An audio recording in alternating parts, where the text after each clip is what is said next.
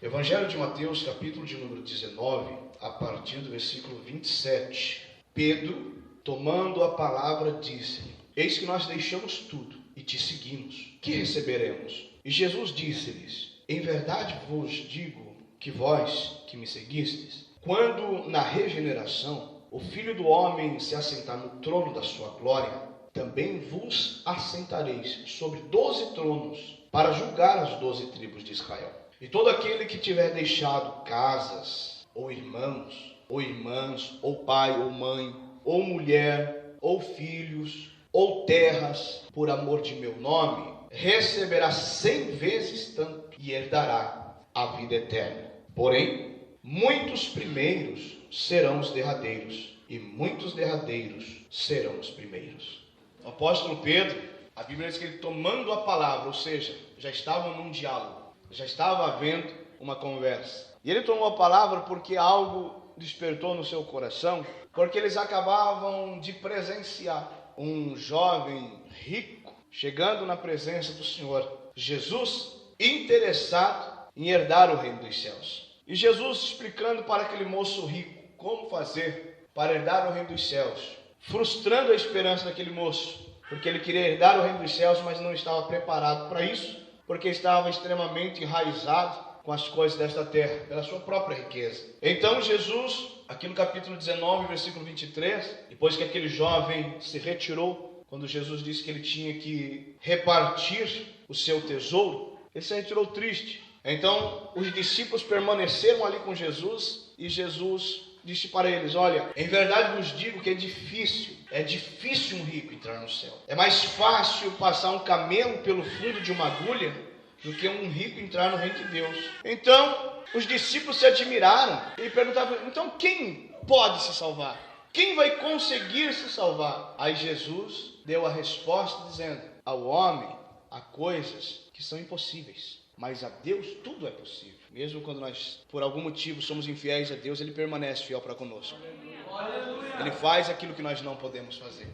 Mas Pedro, ele toma a palavra nessa hora e fala de uma forma coletiva. Fala por ele, e talvez o interesse fosse dele, mas ele aproveita a situação e já engloba todo mundo. Ele viu aquele exemplo do jovem que não conseguiu deixar as coisas para servir a Deus e entrar no reino dos céus. Então ele aproveita a situação e diz: Jesus, nós deixamos tudo. Eu não disse eu. Nós deixamos tudo e te seguimos. O que nós receberemos? Olha o interesse. Talvez os outros não perguntaram isso para Jesus. Eles ficaram pasmados com o fato de que seria difícil para alguém herdar o reino dos céus. Queriam saber então quem que pode se salvar. Aí Pedro, ele toma a palavra e tem um determinado interesse com o galardão. Interesse com aquilo que iria receber. Dá-nos a impressão que ele estava servindo ou seguindo a Jesus pelo prêmio. Não estava seguindo a Jesus, talvez, naquele momento, motivado pela escolha, pela satisfação de ser um dos 12, pela satisfação de Jesus um dia vê-lo embaraçado no meio de rede e dizer: eu posso mudar a sua vida,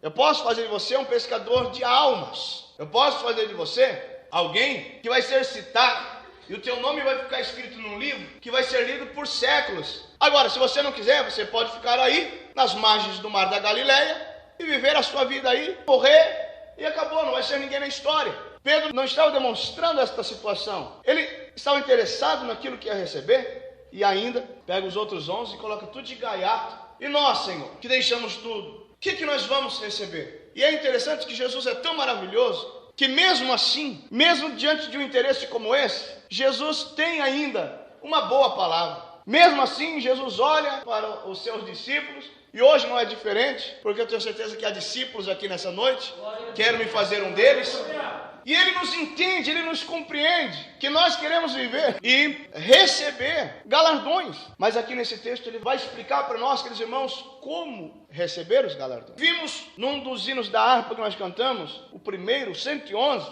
que fala a respeito de mudança, fala a respeito de transformação. Então Deus assim já vai começando a falar conosco a respeito de tipos de pessoas e a proporção de pessoas que vão ser salvas, dita pelo próprio Senhor Jesus. O exemplo da parábola do semeador. O semeador sai a semear e semeia. A primeira terra que é semeada, lá em Marcos capítulo 4, está escrito esse texto. A semente cai na terra e ela não é cuidada. Alguém pisa na semente, a ave vem e come aquela semente ou seja, a semente não chega nem a ter uma chance de mostrar quem ela é.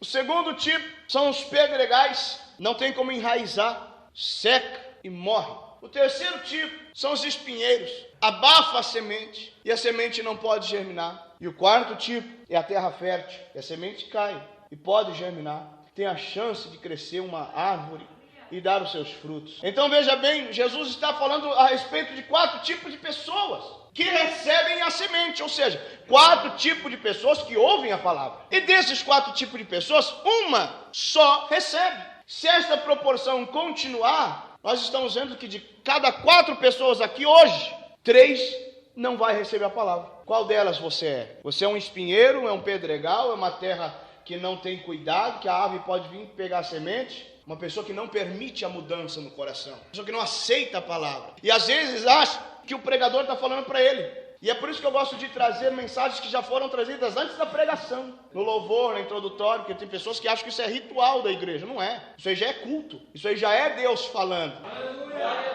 Nós já estamos na presença de Deus. Deus já está manifestando a sua presença. O desejo de nós herdarmos aquela terra feliz que foi cantado aqui ainda também. Eu avisto uma terra feliz. Eu não estou nela, eu vejo ela pela fé, mas eu sei que nela eu vou morar. Mas só entra ali quem recebeu aquela transformação no coração. E eu ainda posso dizer que no contexto geral, existem 2 tipos de pessoas. O primeiro tipo é aquela que está fora da presença de Deus. Aquela pessoa que ainda não ouviu a palavra e não entregou a vida dela para Jesus. Ela está fora da presença de Deus, está destituída da glória de Deus por causa do pecado. Ou aquela pessoa que já esteve na presença de Deus e hoje optou por não estar mais. Está fora. Este é o primeiro tipo de pessoa, que está fora da presença de Deus. O segundo tipo, aquela pessoa que a presença de Deus está fora dele. O que está fora da presença de Deus. E aquele que a presença de Deus está fora dele. Porque nós precisamos cultivar e cativar a presença do Senhor. Convidá-lo, chamá-lo para nós. E quando nós recebermos, cuidar dessa presença. Porque nós somos uma moradia. Pedro estava interessado no que ia receber. Servindo a Jesus pelo interesse do galardão, do prêmio. Aí Jesus diz para ele: vocês que estão me seguindo, vocês que deixaram, como foi dito Pedro, me deixaram tudo. Quando na regeneração, veja que Jesus aqui não vai fazer promessa nenhuma para Pedro, nem para os discípulos, para eles receberem ainda na época deles. Quando na regeneração, Jesus não está falando a respeito da regeneração deles, do homem, que a Bíblia fala que nós somos regenerados em Cristo, não é essa regeneração da natureza humana, está falando da regeneração de Israel. Quando na regeneração, esse termo regeneração está abrangendo um período que lá em Apocalipse capítulo 20, refere-se ao milênio. Jesus está falando que quando chegar aquele tempo do milênio, aquele tempo que abrange também o livro do profeta Isaías, principalmente no capítulo 11, onde fala a respeito do reino messiânico, quando chegar naquele tempo e o Filho do Homem se assentar no trono da sua glória, também vós vos assentareis sobre 12 tronos, para julgar as 12 tribos de Israel. A promessa de Jesus, meus irmãos, ali para Pedro, não foi imediata. A promessa de Jesus não foi instantânea, não foi para aquela hora. Pedro não estava entendendo direito, certamente, o que Jesus estava dizendo. Jesus ainda começa a dizer que eles receberiam 100 vezes tanto, mas não era para aquela época, não era para aquele momento. O que eu quero dizer com isso, meus irmãos, que nós não podemos viver aqui esperando estabilidade. Jesus estava demonstrando para os discípulos que haveria necessidade para segui-lo, de que os discípulos, não eram só os 12, Jesus tinha uma multidão de discípulos, deixassem. Irmãos, é deixar casa, deixar casas. Hoje, quem estaria dentro desse contexto apto? Você que o Senhor já te abençoou com a tua casa própria, você deixaria ela para seguir a Jesus? Ele diz aqui, tem até que deixar pai, tem que deixar mãe. Você deixa pai e mãe para casar. Vai chegar a hora que vai deixar o pai e a mãe mesmo para casar. Agora, está dizendo também que o pai tem que deixar filho. Aí fica mais difícil, né? Você deixaria o seu filho para seguir a Jesus? Não é o que temos visto, né, meus irmãos? Você deixaria sua mulher? Se você tivesse que optar, deixaria seu marido? Está aqui no versículo 29. Jesus disse que tem que deixar. Você deixaria terras? Você que tem terra, você que tem terreno, você que tem lote, deixaria para seguir a Jesus? A igreja não quer deixar nada, mas só quer receber. Nós estamos entendendo, queridos irmãos, que há galardões sim, que há recompensas sim, 100 vezes maiores. 100 vezes maiores. Mas o problema é que nós queremos aqui. E esse não é o interesse de Jesus. Esta não é a vontade do Senhor. O que você está disposto a deixar para seguir a Jesus?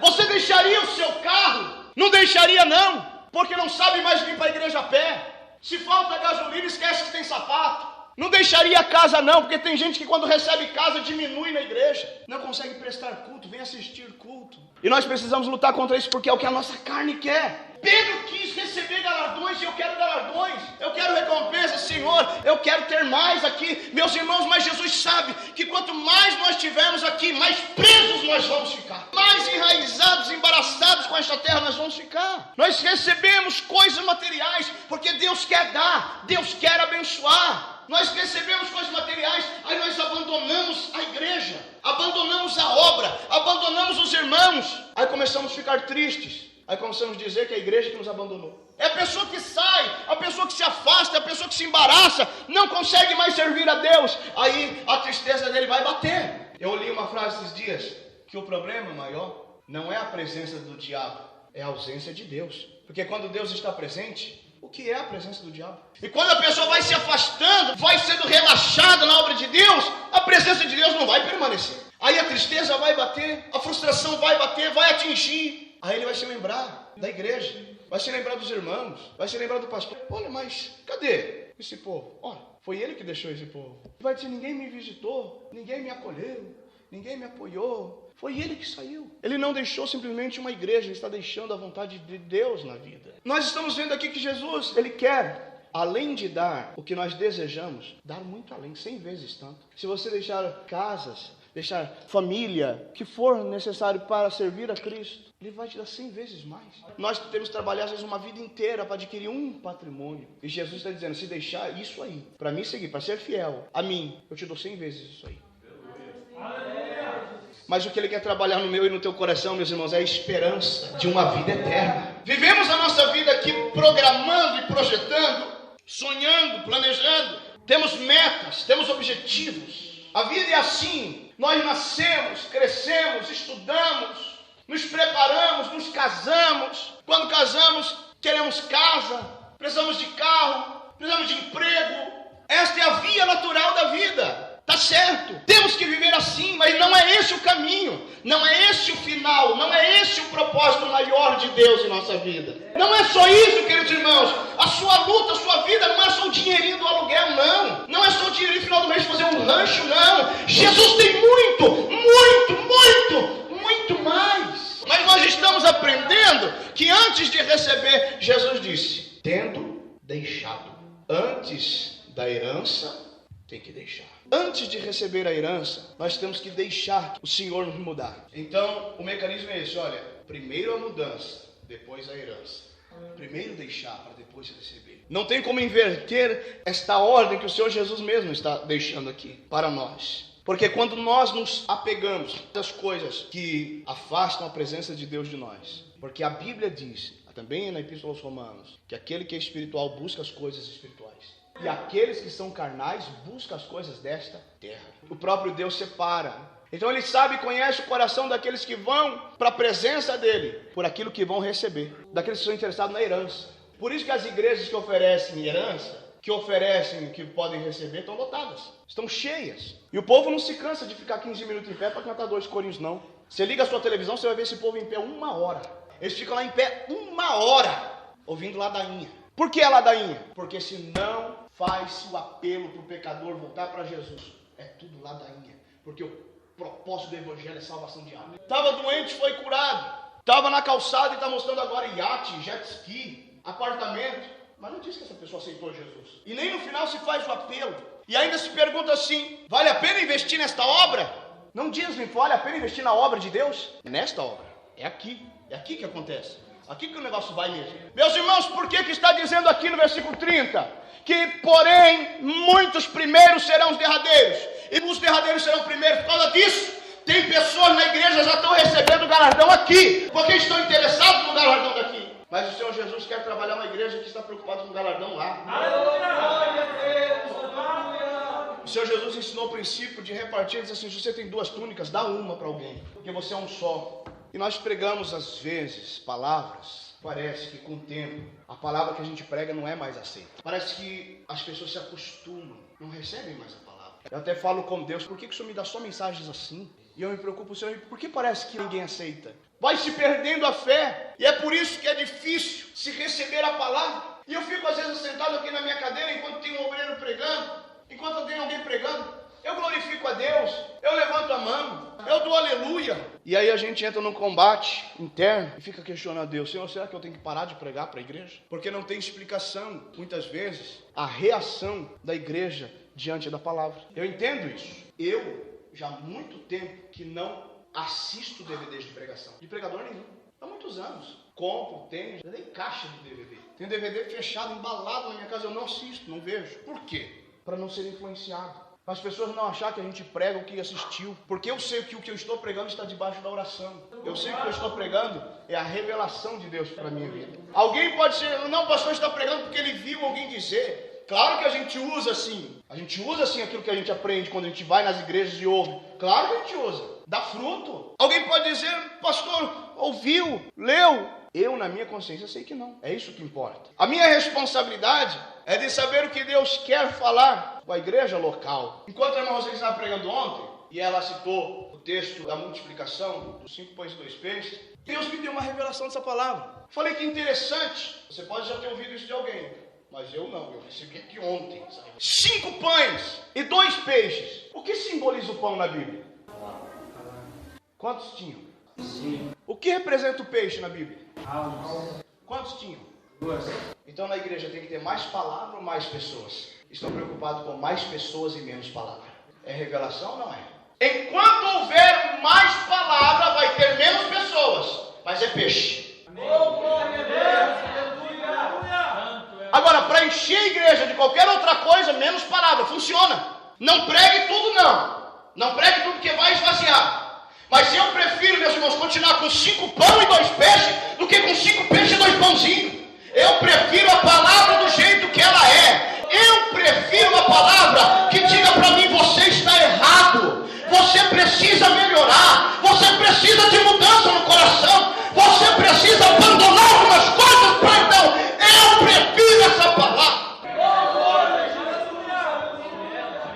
O evangelho, queridos, que Deus está nos chamando para viver, é o evangelho de Romanos 12. Quantas atitudes que nós temos que ter, mas só consegue praticar aquilo ali quem tem mudança de coração. Ninguém, meu irmão, que não é transformado, não consegue fazer isso aqui que Jesus está nos pedindo na sua santa palavra. Quem que consegue abençoar os que perseguem, se não tiver um coração transformado? Eu estava falando com um obreiro esses dias, que ele estava entristecido com o pastor dele. O pastor falou para ele uma coisa e na ausência dele outra coisa, e prejudicou a vida dele de alguma forma. E ele disse que foi falar com o pastor e disse assim para mim: pastor, mesmo vendo que o meu pastor estava fazendo aquilo comigo, eu fui até ele e abracei ele e disse: eu te amo, pastor. Só uma pessoa transformada consegue fazer isso. Foi lido aqui, o amor não fingido, é para se apegar ao bem, é para se amar cordialmente, é para preferir um ao outro, não é para preferir a você mesmo, prefira o outro que o outro vai te preferir, alegrai-vos na esperança, seja paciente na tribulação, persevera na oração. Só quem é transformado, é isso que Jesus quer de nós. Sede unânimes entre vós, sede unânimes entre vós. Meus irmãos, está falando de uma igreja que tem o mesmo sentimento, uma igreja que tem o mesmo propósito, a mesma visão. Não adianta fazer um trabalho aqui e gente contrariada ali. Não adianta, meus irmãos, ficar murmurando. Nós ouvimos esses dias aqui, pela boca de outro pregador, que murmuração é louvor ao diabo. Tem pessoas na igreja que louvam ao diabo, porque ao invés de orar, de interceder, fica murmurando, fica batendo contra o trabalho. Jesus está dizendo assim, de unânimes. O interesse maior não é aqui, mas nós sabemos que se nos mantivermos em obediência a Deus, fidelidade a Deus, Ele vai nos abençoar aqui também. Vai.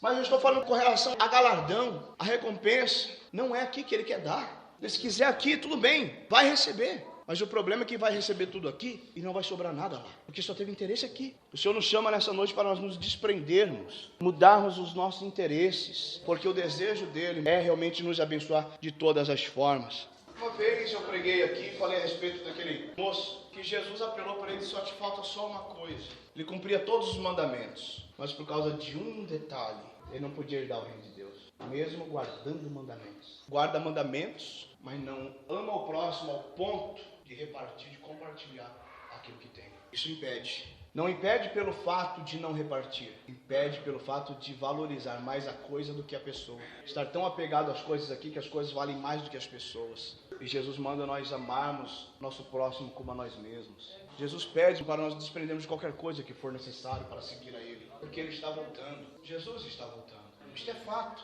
Se Ele não voltar aqui para a nossa geração, você não é eterno, você vai morrer. Se você não conseguir tua casa própria, tem um apartamento a 7 palmos te esperando. Para todos nós. Precisamos estar preparados, desprendidos desta terra para seguir a Jesus. Porque seguir a Jesus não termina aqui. Nós vamos seguir a Jesus pela eternidade. A igreja que Jesus vai levar embora é a 4ª parte. A igreja que recebe a palavra e deixa a palavra germinar. Como é que está a sua vida nessa noite? Vejo que todos que estão aqui servem a Deus. Todos aqui já levantaram suas mãos para o Senhor Jesus. Mas na parábola do semeador, todos receberam a semente. Mas 25% só. Cada 4, 1. É um desafio, né, meus irmãos? Para agradar a Deus, precisamos deixar tudo e qualquer coisa.